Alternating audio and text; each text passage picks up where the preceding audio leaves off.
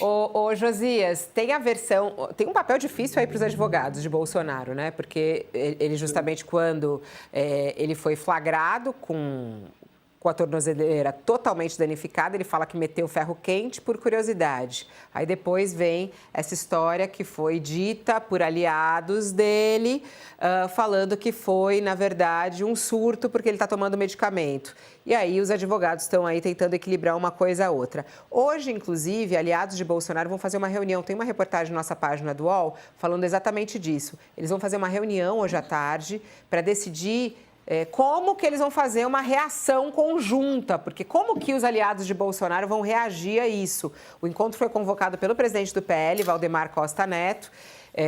Ainda no sábado, o deputado Zé Trovão postou um vídeo pedindo que caminhoneiros e motoboys fossem para as ruas contra a prisão. Ele foi orientado a apagar a publicação.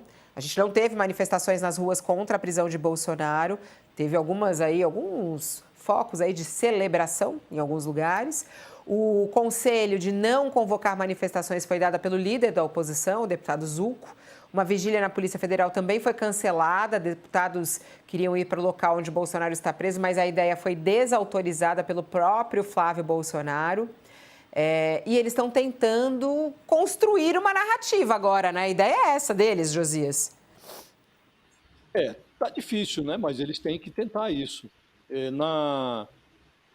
No ano passado, numa entrevista que nos concedeu aqui, o Valdemar Costa Neto dizia que o Bolsonaro, se fosse preso, elegeria até um poste na cadeia, né?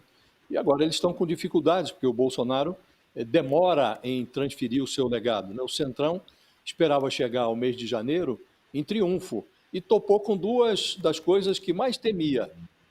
A primeira é um Bolsonaro destrambelhado e a segunda é uma Polícia Federal autônoma. Então, esse conglomerado partidário, conservador, chega à antessala de 2026, refém de um ex-mito e amarrado ao mico, o mico do Banco Master. Se tudo desse certo, o Tarcísio de Freitas compraria o apoio do Bolsonaro com a apólice do indulto, o Centrão trocaria a redução da dosimetria das penas pela PEC da blindagem, só que deu errado. E sem blindagem, a cúpula da direita virou sócia do banqueiro Daniel Vorcaro numa colônia de nudismo. Então, estão aí com os glúteos expostos no escândalo do Master, entusiastas da candidatura do Tarcísio. Gente como Ciro Nogueira, o Antônio Rueda, que são os barões da coligação União-PP, gente como os governadores Cláudio Castro e Ibanez Rocha, que são agora intimados pelas circunstâncias a explicar os rombos do Master, Instituto de Previdência do Rio de Janeiro, no Banco de Brasília. Então, na manhã de sábado, muito curiosamente, o Tarcísio correu às redes sociais para engrossar ali o coro de governadores, líderes de direita, todos contra o Alexandre de Moraes, achando absurda a prisão preventiva do Bolsonaro. E ficou quieto o Tarcísio e todos os demais ficaram quietos também, depois que vieram à tona o vídeo com a tornozeleira derretida e a versão de que o Bolsonaro meteu um ferro quente na peça porque teve um surto paranoico. Então, as novidades, Fabiola, elas têm um potencial para desorientar e desunir o centrão, o bolsonarismo. O medo da irrelevância estimula o Bolsonaro a protelar a transferência do que restou do seu legado político.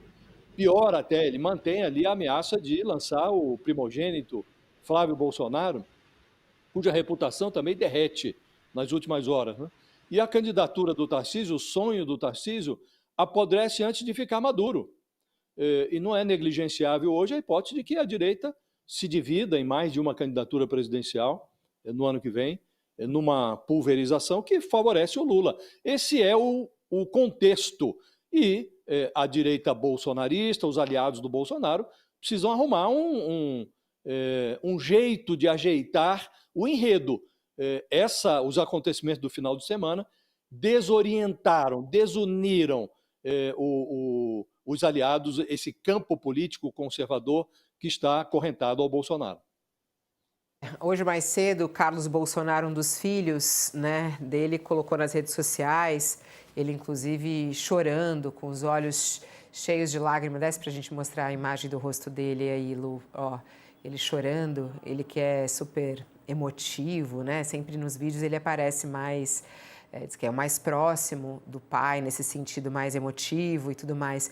E aí ele coloca lá um textão falando que na história do mundo jamais as piores injustiças resistiram ao tempo, a maldade sempre encontra resposta e nenhum ciclo se encerra carregando tanto ódio contra um homem que sempre amou o seu povo e atuou dentro da Constituição e entregou mais ao Brasil, mesmo com menos meios.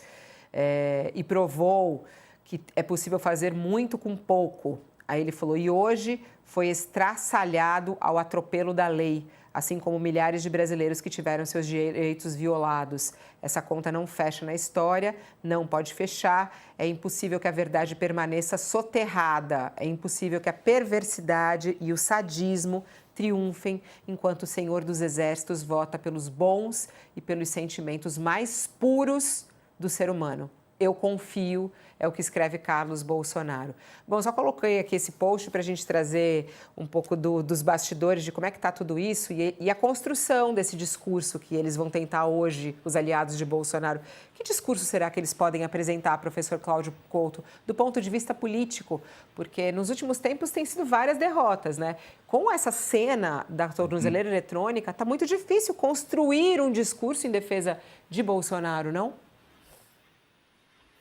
Tá difícil, aí vem essa pieguice toda, né, que a gente está vendo aí, e vem uma tentativa, na verdade, de inverter a lógica das coisas, né, que para alguém que tentou um golpe de Estado, que foi negligente, para dizer o mínimo, durante a pandemia, né, que teve 700 mil mortes, quer dizer, o Brasil teve uma proporção de mortos durante a pandemia muito, mas muito maior do que a proporção da população brasileira no mundo, né, em relação ao que aconteceu em outros lugares, né? Alguém que pouco caso fazia de todos aqueles que morriam, chegou a fazer ironia, né? Fazer imitação de gente sufocando, dizer que as pessoas tinham que parar de ser maricas e coisas desse gênero, né? Alguém que também, ao longo de toda a vida, falou que quanto pior fossem as prisões, melhor, né? E aí manda lá os seus aliados para olhar como é que são as condições da prisão, porque ele não pode ir para uma prisão que não seja uma prisão ao estilo spa de 5 estrelas. E agora vem se vitimizando, diz que tem condições de saúde para ser presidente, mas não tem condições de saúde de pegar regime fechado, que é uma incongruência, né? Porque como é que pode ser o postulante ainda à presidência da República, favorito do seu campo, né? E a gente sabe qual é o fardo de ser um presidente, não é uma tarefa das mais simples, nem leve, mas não pode ir para um regime fechado em condições absolutamente atípicas, porque seria uma sala de Estado Maior, ou seja, uma situação muito diferente daquela que outros presos, né, têm que enfrentar. E aí vem essa coisa toda, né, como se não tivesse tentado golpe de Estado. Olha, realmente tem os trouxas que vão acreditar, né? Agora, se as pessoas querem acreditar nesse tipo de narrativa, que acreditem, mas é realmente uma história que não para em pé e a gente nunca deve se esquecer. O bolsonarismo é, dentre outras coisas, um projeto político familiar, né? Não é à toa a intenção de lançar o Flávio Bolsonaro para a disputa no ano que vem, algo que vem ganhando corpo nos últimos dias, que mantém o nome Bolsonaro na urna, mantém, portanto, a própria ultradireita e a direita mesmo, do modo geral, sequestrada pelo bolsonarismo, dependendo, né, do beneplácito dele, não podendo enfrentá-lo. Acho que se Flávio Bolsonaro sai, aí que definitivamente a candidatura de Tarcísio é descartada, porque ele não tem coragem de se desprender e nem de enfrentar a família Bolsonaro, não quer aparecer como uma espécie de traidor ou algo do tipo. E assim, esse projeto familiar ainda ganha uma certa sobrevida. Mas eu digo uma certa sobrevida por quê? Porque, até paradoxalmente, por certos méritos do bolsonarismo, ele produziu uma nova geração. A gente viu isso nas eleições do ano passado municipais, né? Tinha candidato competitivo em Goiânia, em Belo Horizonte, em Fortaleza, mas ao mesmo tempo teve candidatos concorrendo dentro do seu próprio campo em São Paulo, Pablo Marcel, em Curitiba com a Cristina Gremel. Ou seja, é um campo, esse da ultradireita, que vai sobreviver e vai ultrapassar o bolsonarismo. Mas, enquanto a família pode, ela tenta reter o controle da situação. Vamos ver até quando isso dura. Ó, lembrando para quem está chegando agora na nossa transmissão, neste momento o Supremo Tribunal Federal, em sessão plenária virtual, eles estão analisando a prisão de Bolsonaro, se ele será ou não, se ele vai continuar preso ou não preventivamente na sede da Polícia Federal, porque a decisão foi tomada por Alexandre de Moraes, depois teve a audiência de custódia, que manteve a prisão de Bolsonaro, e agora o Supremo Tribunal Federal, a primeira turma, analisa. Já 2 votos de Moraes e Flávio Dino para essa manutenção. A gente segue acompanhando os demais votos, faltam Carmen Lúcia e Cristiano Zanin. Então, a gente está de olho aqui, a qualquer momento vem mais a respeito disso. Mas a gente está analisando agora sobre a reação do bolsonarismo em relação a tudo isso.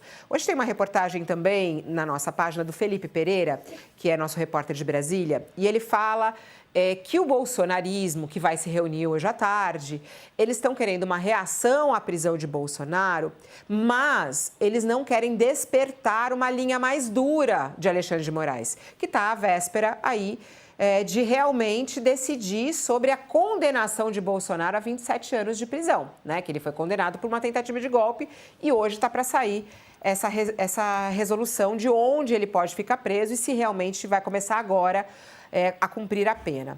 Bom, o deputado Zé Trovão, que é do PL de Santa Catarina, postou um vídeo no sábado pedindo para os caminhoneiros, para o pessoal do agro, para os motoboys irem às ruas contra a prisão de Bolsonaro. E aí, na sequência, bolsonaristas vieram, não apaga, apagou o vídeo. Ele apagou o vídeo com essa convocação. Na sequência, o conselho de não convocar nenhum tipo de manifestação por grupo de WhatsApp e nada.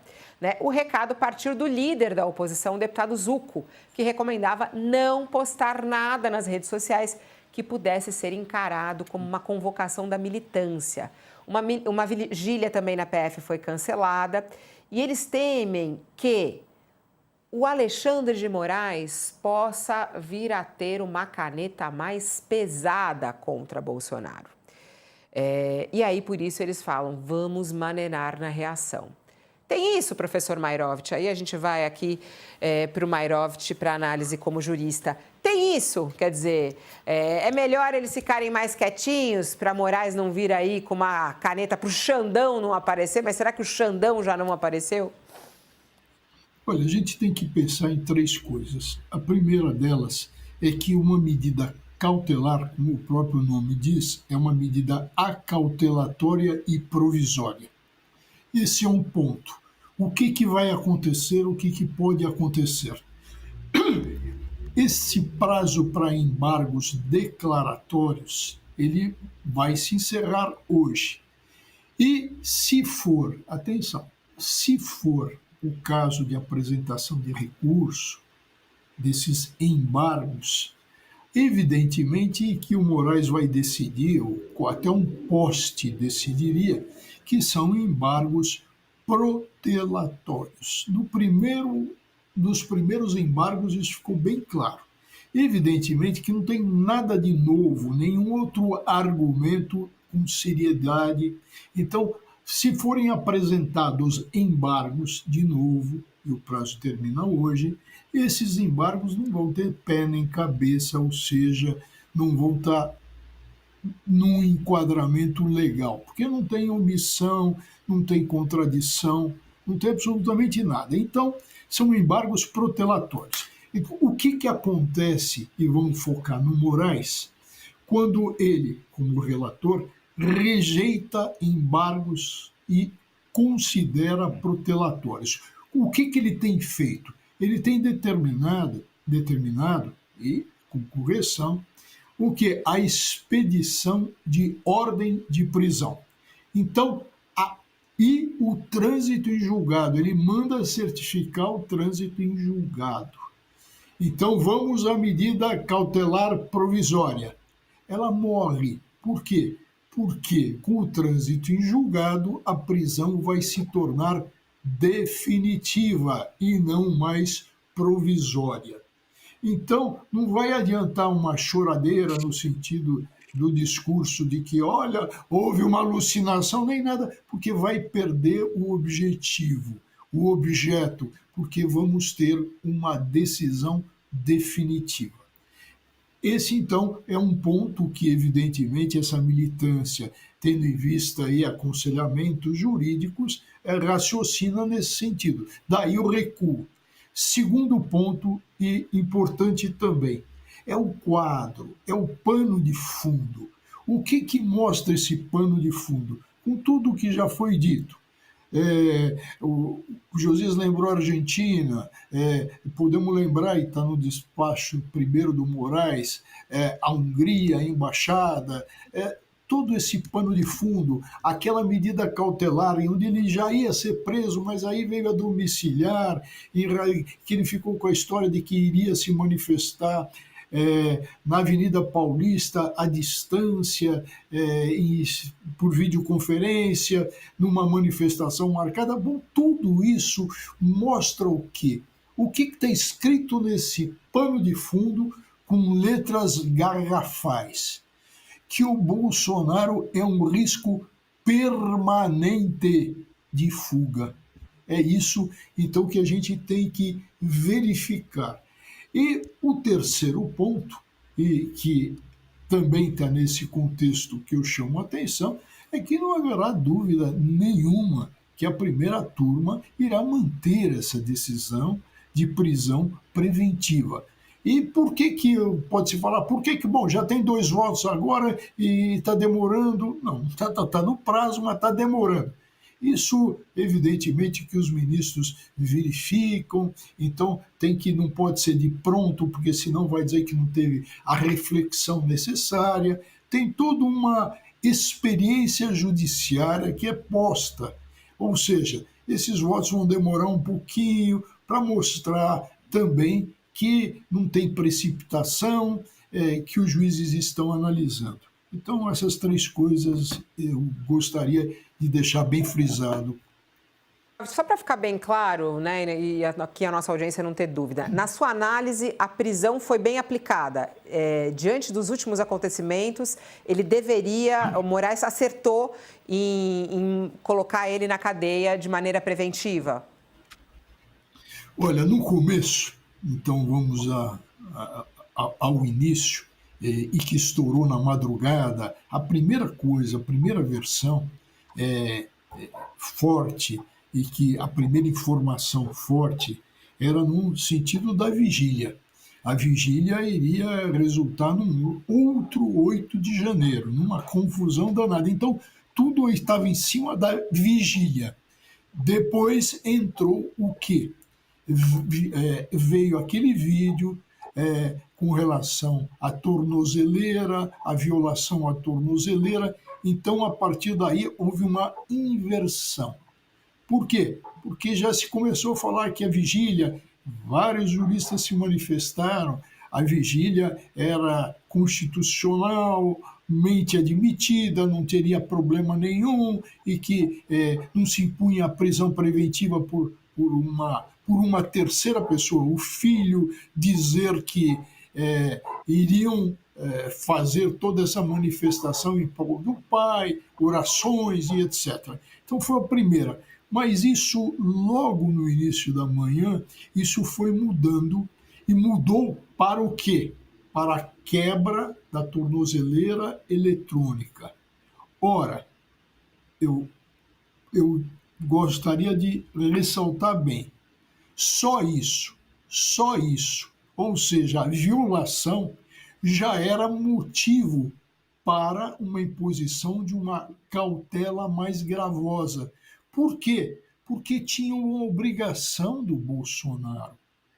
Quando se concedeu a prisão domiciliar, ela foi condicionada a uma série de exigências. E o Bolsonaro aceitou, tanto é que não recorreu dessas exigências.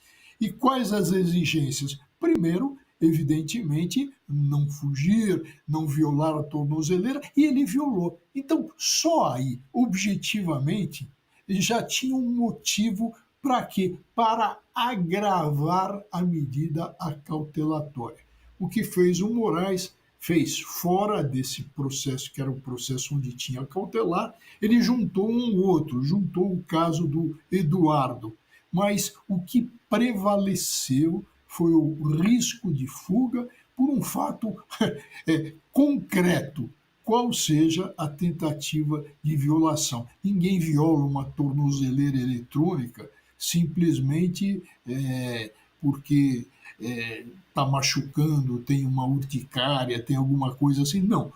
Tem um objetivo, tem uma presunção, um indicativo de fuga. E isso é o que prevaleceu. Ou seja, o que pegou mesmo não foi a história da vigília, mas sim o do rompimento da tornozeleira.